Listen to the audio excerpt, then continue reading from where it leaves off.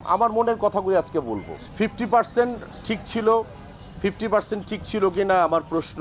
শাবানা আপু 21শে পদক পেয়েছেন কিনা আমি জানি না। ববিতা আপা কি 21শে পদক পেয়েছেন? আমার মৃত্যুর প্রায় 50 বছর পরে বোধহয় আমার 21শে পদক পাওয়া উচিত। জানতে পারি যে 10 তো দূরের কথা, 12-র মধ্যেও নাই। তো মৌসুমী কিন্তু এদেশের জাতীয় কবি কাজী নজরুল ইসলামের উপরে কিন্তু মেহেরনিগার বানিয়েছেন, পাওয়া উচিত ছিল।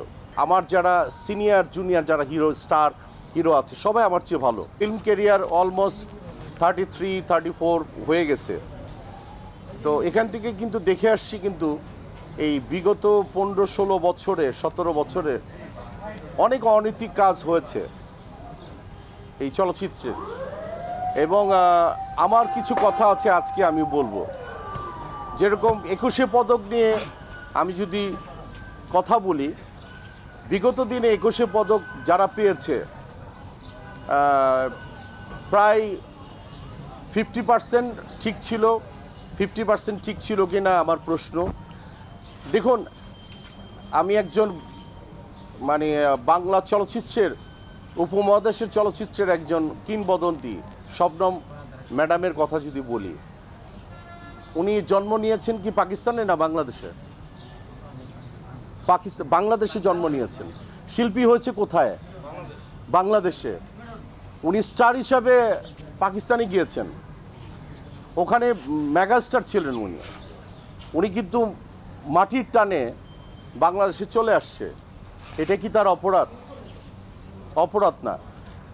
যদি তাকে 21শে পদক কিন্তু দেওয়া হয়নি। আমাদের শাবানা আপু 21শে পদক পেয়েছেন কিনা আমি জানি না। তো 21শে পদক পাওয়ার আগে যদি শাবানা আপা যদি না পায়, তাহলে আমার মনে হয় আমার মৃত্যুর প্রায় 50 বছর পরে বোধহয় আমার 21শে পদক পাওয়া উচিত। এবং ববিতা আপা কি 21শে পদক পেয়েছেন? প্রশ্ন। এই ইনসার্টগুলি আমি নিতে চাই যে ওরা এক একজন বলছে যে পায়নি।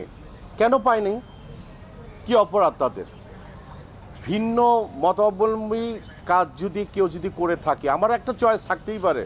আমি মোহামেডানের সাপোর্টার, কেউ আহ্বানী সাপোর্টার, কেউ অন্য দলকে সাপোর্ট করবে, এটা হতেই পারে। কিন্তু চলচ্চিত্রের দিকে যদি আপনারা যদি তাকান, তার মেধা, তার চলচ্চিত্রের বয়স, তার প্রজ্ঞাপন সব কিছু মিলেই তো তাকে দাম দিবেন, নাকি দাম দিবেন না? একটা স্টার যখন তৈরি হয়, সে কি নামাজ পড়ে কি পড়ে না, তার কয়টা ওয়াইফ, কয়টা তার মায়ের সাথে কি সম্পর্ক, বাবার সাথে কি সম্পর্ক, তার কনজুগাল লাইফ কি অবস্থা, এগুলি কি দেখে দর্শক? অবশ্যই দেখে না। একজন দেখে একজন স্টারকে।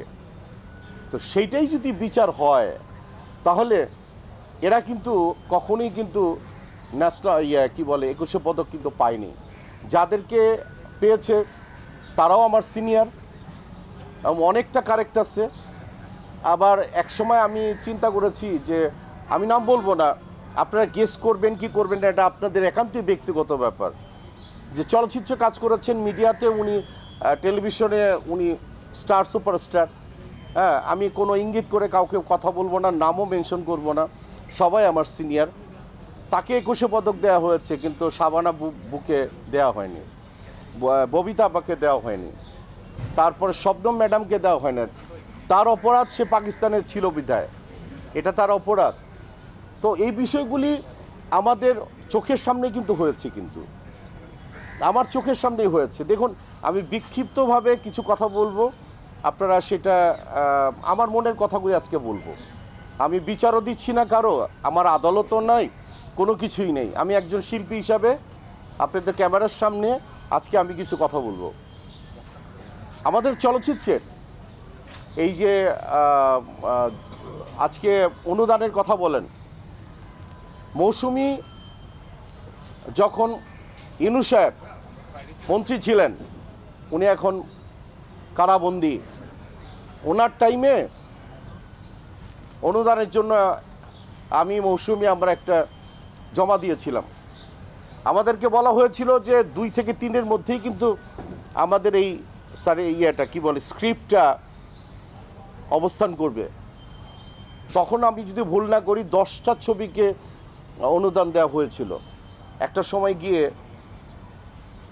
আমরা জানতে পারি যে 10 তো দূরের কথা, 12-র মধ্যেও নাই মৌসুমীর ইয়েটা। কিন্তু মৌসুমী কিন্তু এদেশের জাতীয় কবি কাজী নজরুল ইসলামের উপরে কিন্তু মেহেন্দিগার বানিয়েছেন।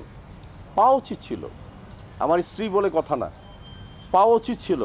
আমার যদি সে যদি বন্ধু হতো, পাওয়া উচিত। আমি প্রশংসা করি, আপনি যদি আমার প্রশংসার সূত্রপাত ধরেন তাহলে আমি বলবো আমার চেয়ে, আমার যারা সিনিয়র জুনিয়র যারা হিরো, স্টার হিরো আছে, সবাই আমার চেয়ে ভালো। আমি সবাইকেই প্রশংসা করছি।